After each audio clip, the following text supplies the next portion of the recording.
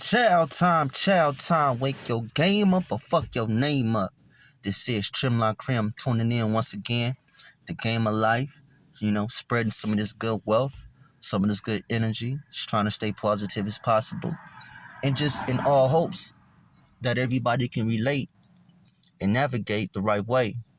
So yeah, I remember that prior to uh, me having my GED confirmed through the education department, I was having like a hard time dealing with the fact that the staff was trying to make me do stuff that I'd had nothing to do with in terms of they wanted me to work or go to school.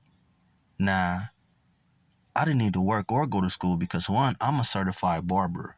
So I get paid off the compound. And two, I already had my high school diploma. So, they was threatening to give me write-ups. And, it just seemed like from that situation, dealing with the education department, the whole staff department started like politicking on me. Like they was searching my cell. You know what I'm saying? They was like, they would gripe about me having magazines in my locker.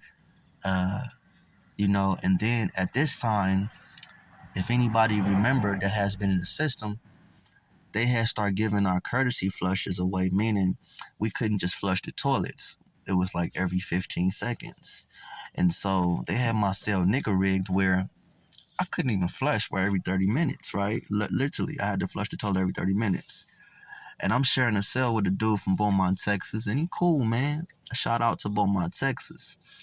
But it's like, man, if I felt like I was causing him problems with the staff because, niggas got joints and shit. Niggas got, cell phones. We call them claps.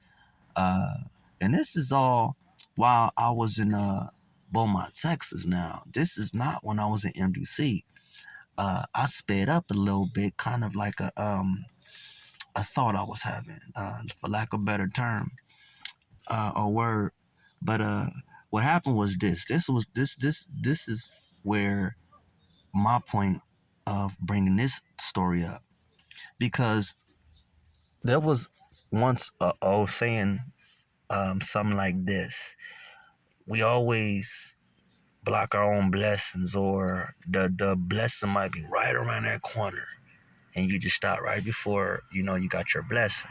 So now what I was doing was I was so focused in on exercising. Man, I would work out 3 or 4 times a day, just to blink everything and everybody out.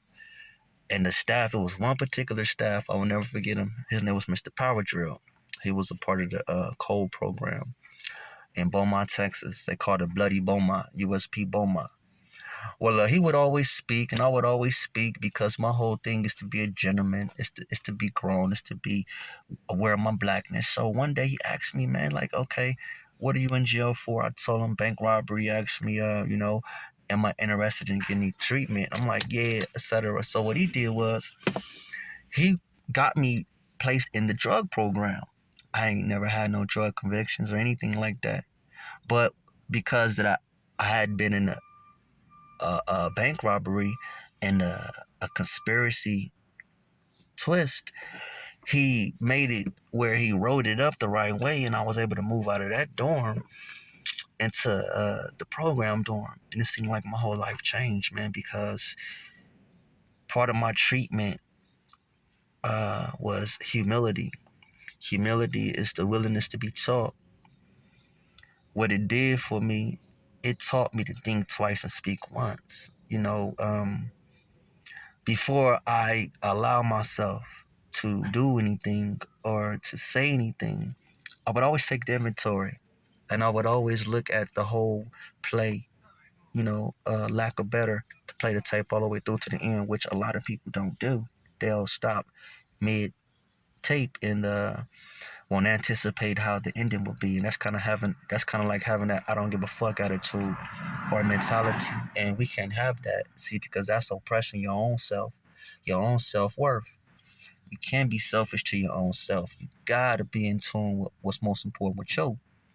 So after I started programming inside of the dorm, uh, it just started waking my game up, because not only was I growing in strength in stature in my body, but I started growing on an intellectual level, and it gave me freedom, because education it gives you options. It gives you other ways to deal with what you deal with normally this way.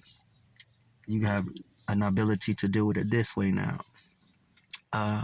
So I would like to shout out Mr. Power Drill. I would like to shout out the Code program, or they call it the Challenge program now in Beaumont, Texas. Gave me a real good look at self, and I can't even complain about that experience. So now, regressing back to when I was in MDC, going through that, them giving me my treatment curriculum, you know, I was just pretty much programming myself to deal with being on the compound. Because in pre-trial, everybody is hella sensitive, hella emotional. Everybody is trying to figure out who gonna snitch, who gonna be 100. You feel me? Niggas don't want to sell out with certain niggas if you ain't a homie, or, it just was so much going on. So when I got to a compound, it started negating all that bullshit out of my system, and it challenged me to grow.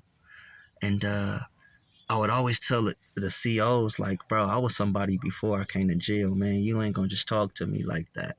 Or I would say something like, they'll be like, hey, inmate, like, I'm not a A. I'm not a dog. You say A to a pet or animal. My name is Terrence. You feel me? And I remember I had an issue before with this one CO lady that was kind of like jocking me. She was jocking, like, she liked my swag. They all liked my Cali swag. I had a certain charisma about myself, which I do now. But just imagine somewhere in rural Texas, they ain't never been exposed to nigga drip. So all the little, women on the compound would always like comment me and say little small stuff.